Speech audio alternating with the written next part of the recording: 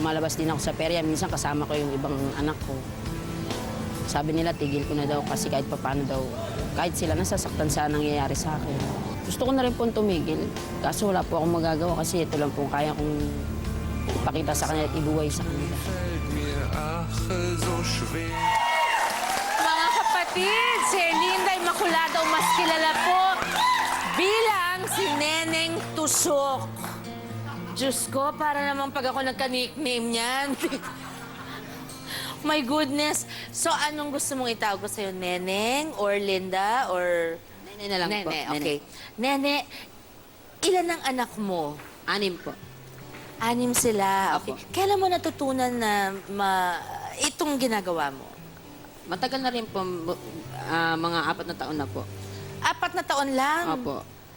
So, masasabi mo bang sanay na sanay ka na dun sa Apo. sakit? Totoo? Opo. Masakit pa rin? Masakit din po.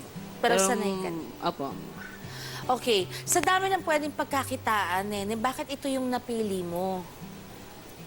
Dito ko po kasi nalaman na kahit babae po ako, kakaiba po ako na kaya ko pong gawin yung ganitong klase ng trabaho. So nakadagdag naman sa self-confidence Apo. mo rin. Apo. Ayun. Hindi lang yung ano. Kumbaga, kahit ang lalaki nga, hindi kakayanin yun, Apo, di ba? meron po. Okay. Paano mo pinasok ang larangan ganito ng... Mahirap din po kasi kung sa tutusin po, kahit sa paningin po ng ibang tao, masakit. Masakit pero titiisin ko para sa mga anak.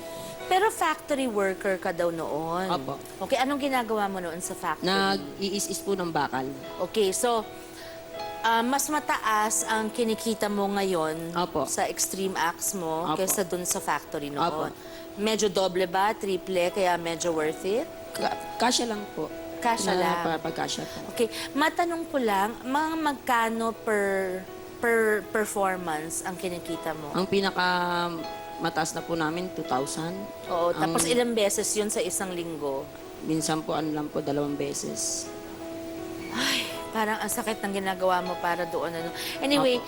yung 6 mong anak, lahat sila sa'yo lang umaasa. Opo. Sa akin lang po. Pag-aaral, pagkain, Wala kang katuwang? wala po. Wala. Sa akin lang po. So, bilang ina, well, hindi naman siguro katulad ni Harold kanina na sobrang Apo, parang pwede na talagang Apo. sabihing maaaring anytime. Baka Bumigay na. aksidente at bumigay, ano? Pero delikado pa rin yung ginagawa mo kasi pag nagka-aksidente, meron ding matatalas no? Apo, Na may time na bagay. pong nangyari sa akin yun, yung nagkaroon po ng nanay yung likod ko. Tapos nilagnat po ako ng 3 araw. Infection yun, oo. Apo. Pero awa naman din po ng Diyos. Nakaraos na naman po kahit gamot-gamot na lang po. Okay. So, ano ang pagtingin ng pamilya mo sa ginagawa mo? Yung mga anak mo parang meron bang tumutulong man lang sa'yo o nagvo-volunteer para sabihin, Mama, naku, parang proud ako sa'yo, pero... Natatakot po sila para sa akin. Kasi one time nga po yung sinabi ko po sa inyo na may nagkasugat ako, Oo. tapos nagnana. Yung panganay ko po, Kasi pag ang infection talaga, hindi nagamot Nagapang po. Gagapang siya, Opo, hindi ba? opo. Pwedeng pumasok dito Opo. o anong lumala, kaya nga Opo. infection ang tawag Opo. doon. Kaya yung- Naku, Diyos mio. Oo. kaya yung po yung anak ko, concerned po sa akin na kung pwede ko nga lang ititigil ko, pero wala po akong magagawa.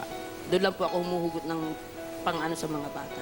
So, tinitiis mo talaga, Nene, para sa kanila, no? Apo, para po Kaya sa anong kurso ng anak mo sa kolehiyo?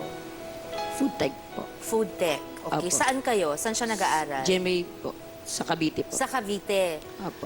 Okay, iririgalo namin sa anak mo hanggang matapos siya ng kolehiyo kami nasasagot. Thank you po. Okay? Sige po. Ng food technology. Okay? Makabawas man lang sa... Tsaka, pakisabi lang sa anak mo or kung nanonood ka, babae ba lalaki? Babae po. Iha, o kung, I'm sure mapapanood mo ito, no? Iririgalo namin to sa'yo dahil nanay din ako, marami kaming nanay dito. At ang buong staff ko, nag-agree kami na kami mismo ang tutulong sa mama mo para patapusin ka sa food tech sa Cavite. Pero sana, ang hinihiling ko lang, walang iba kung hindi ang tulungan mo ang mama mo at ang mga kapatid mo pa. Anong mensahe mo ngayon sa iyong mga anak at sa lahat ng nanonood sa'yo? Sa mga anak ko, maraming salamat sa pagsuporta nyo kahit ganito ang trabaho ko. Kahit, ni minsan hindi ko sa inyo narinig na ikinahiya nyo ako kahit ganito ako. Sana makapagtapos kayo ng pag-aaral. Yun lang. Oh, si Panganay, promise mo yan, Eh, thank you, Ne. Okay. Thank you, Nene, sa pag-guest mo Thank you dito. po. Okay. Salamat. Mga kapatid, kanina po, sa likod, tinusok si Neneng tusok. Ngayon naman po, kailangan pa bang gawin ni Nene ito? Kasi paaralin na natin yung anak niya eh. Para ngayon daw po, sa leeg naman siya magpapatusok. Bantayan niyo po ang inyong mga anak para po masiguro nating wag nilang gagayahin ito. At mga bata, wag niyo i-try. It takes an expert like Nene to do this, okay? Extreme performance number 2, Neneng Tusok. Ano po yan? Wire ba yan, Ne? Ha? String ng gitara? Ay! Eh di parang wire, di ba?